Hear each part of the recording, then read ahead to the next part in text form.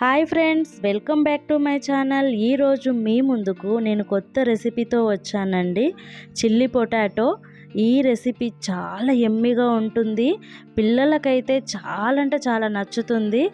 అలాగే మీ ఫ్యామిలీ మెంబర్స్కి, ఫ్రెండ్స్కి ఒకసారి కుక్ చేసి పెట్టండి. తప్పకుండా మళ్ళీ ఎప్పుడు చేస్తావు అని అడిగే రెసిపీ అండి.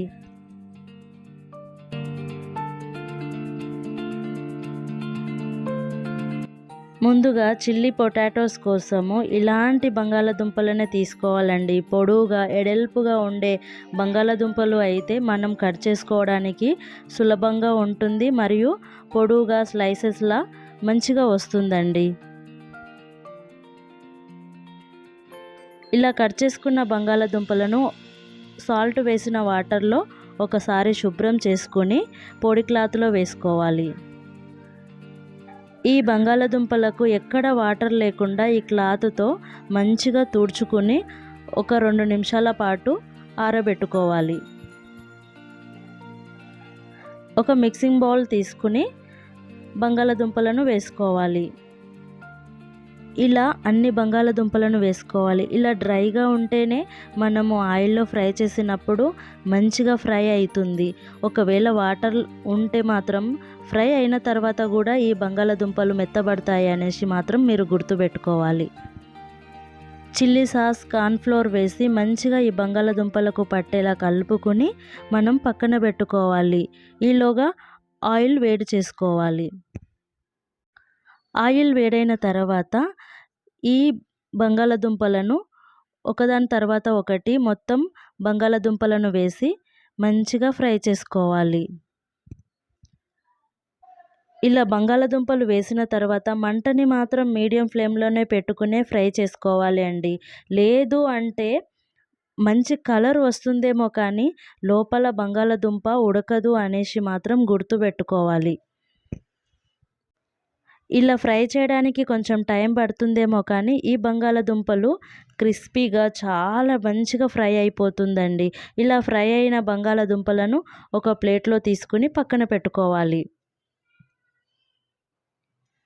ఇప్పుడు ఉల్లిపాయలు, ఉల్లికాడలు, అల్లం వెల్లుల్లి, పచ్చిమిరపకాయలు, capsicum, red capsicum, yellow capsicum ఇలా కట్ చేసుకుని ఒక ప్లేట్లో పక్కన పెట్టుకోవాలి. ఒక కడాయి పెట్టి 1 కప్పు ఆయిల్ వేసుకోవాలి.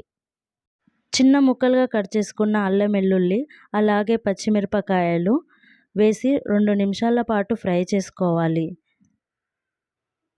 ఉల్లిపాయలు వేసుకుని ఉల్లిపాయలోని పచ్చివాసన పోయే వరకు ఫ్రై చేసుకుంటే చాలు అండి.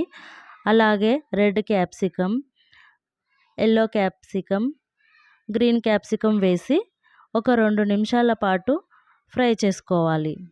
మనం ఏమైనా స్పెషల్గా కుక్ చేస్తే ఇలా కలర్గా కనిపిస్తే పిల్లలకు బాగా నచ్చుతుంది కదా. ఒక మిక్సింగ్ బౌల్ తీసుకుని chilli sauce, dark soya sauce, కొంచెం వాటర్ వేసుకుని స్పూన్తో కలుపుకోవాలి. ఇలా కలుపుకుని పక్కన పెట్టుకోవాలి. మరొక మిక్సింగ్ బౌల్ తీసుకొని 2 టేబుల్ స్పూన్ల కార్న్ఫ్లోర్ వేసుకోవాలి. ఎక్కడ ఉండలు లేకుండా కలుపుకొని పక్కన పెట్టుకోవాలి. మనం కలిపి పెట్టుకున్న చిల్లీ సోయా సాస్ను కూడా వేసుకోవాలి. ఇలా వేసుకున్న తర్వాత మంటని మాత్రం హై ఫ్లేమ్లో పెట్టి ఇలా కలుపుతూ 2-3 నిమిషాల పాటు ఫ్రై చేసుకోవాలి. ఇప్పుడు ఒక అర స్పూన్ ఉప్పు, ఒక అర స్పూన్ షుగర్ వేసుకుని ఒకసారి కలుపుకోవాలి. మనం ముందుగా కలిపెట్టుకున్న కార్న్ఫ్లోర్ను కూడా వేసుకోవాలి. ఈ రెసిపీని ఒకసారి మా ఫ్రెండ్స్ కోసం చేశానండి. వాళ్ళకు మాత్రం చాలా నచ్చింది. 4-5 నిమిషాల పాటు ఫ్రై అయిన తర్వాత మనం ముందుగా ఫ్రై చేసి పెట్టుకున్న బంగాళదుంపలను కూడా వేసుకోవాలి.